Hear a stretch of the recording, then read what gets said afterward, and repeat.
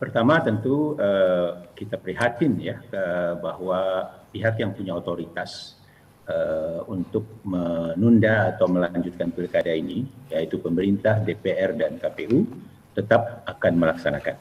Ya, itu yang pertama. Kemudian yang kedua, saya tidak terlalu optimis ya bahwa aturan-aturan yang ada itu bisa cukup mencegah atau mengurangi kekhawatiran banyak pihak terkait dengan penularan, ya, kondisi penularan. Tetapi baiklah, tentu saya juga tidak punya ide-ide lain kecuali menekankan kembali apa yang sudah disampaikan oleh Dr. Diki, oleh Komisioner Firian, dan juga tadi Mbak Elina sebetulnya juga menyampaikan sejumlah peringatan dan hal-hal yang perlu dilakukan agar memang kalau toh dilakukan akan tetap lebih bisa menjamin keselamatan dan kesehatan pihak-pihak yang terlibat. Nah, jadi saya kira itu juga yang harus kita pastikan. Jadi pertama, problem kita memang terlihat ke pemahaman yang tidak cukup, kedisiplinan yang tidak kuat untuk menerapkan protokol kesehatan ini. Jadi ya harus ditingkatkan betul hal tersebut ya, supaya betul-betul semua pihak menjadi paham dan akan tertib. Ya. Yang kedua terkait dengan sanksi-sanksi. Ya. Nah di sini pun juga kelihatan saya tidak optimis. Sekaligus dalam tingkatan peraturan KPU itu sudah dirubah ya, PKPU penyelenggaraan pemilihan dalam masa pandemi sudah yang dirubah yang kedua. Itu sanksi-sanksinya sangat lemah dan juga akan membutuhkan waktu penegakan hukumnya. Hanya peringatan, hanya pembatalan kegiatan, pembubaran kegiatan dan seterusnya ya. Dan itu belum terlihat juga nanti bagaimana proses di PPS-nya kalau terjadi ya.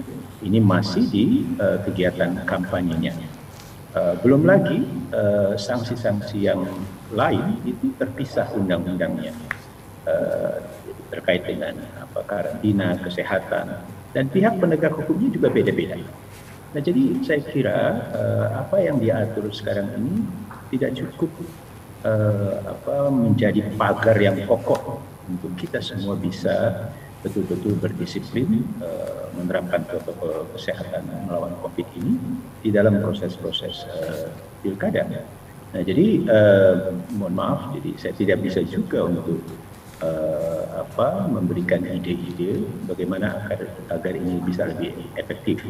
Kecuali sebetulnya yang saya sudah berulang kali dan bersama sejumlah teman, kita beresin dulu secara prinsipil. Karena apa yang terjadi ini menurut saya sifatnya sangat tambal sulam. Jadi kalau kita lihat undang-undang pemilihan kepala daerah kita ini kan undang-undang dalam situasi yang normal.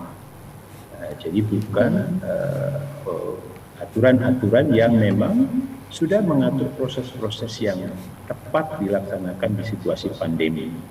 Itu tidak demikian. Jadi ini yang harus dibenahi. Misalnya saja kalau kita lihat di negara-negara lain yang katakanlah itu bisa kita kategorikan negara yang cukup lancar di dalam penyelenggaraannya, mereka sudah punya prosedur-prosedur yang sudah diatur secara melalui aturan yang dengan landasan yang kuat begitu, prosedur-prosedur yang memang bisa menghindari orang itu berkumpul, kontak langsung, menggunakan alat bersama yang tadi diingatkan oleh Dr. Diki. Ya. Misalnya ada memilih melalui pos, misalnya ada prosedur memilih lebih cepat, bukan di hari pemilihan datang ke TPS, tetapi bisa ke tempat tertentu yang lebih bisa ditata. Sejumlah hal ya, itu dibuat. Waktu pemilihan yang lebih panjang supaya orang tidak bertumpuk. Walaupun Komisioner Firian tadi mengatakan ide itu juga sudah ada sekarang, Tapi menggeser, mengatur hanya dalam range yang seperti sekarang, jam 7 sampai jam 1, itu sesuatu yang tidak mudah. Jadi berbeda kalau kita proses pemungutan dan penghitungan suara di TPS itu sampai sore misalnya.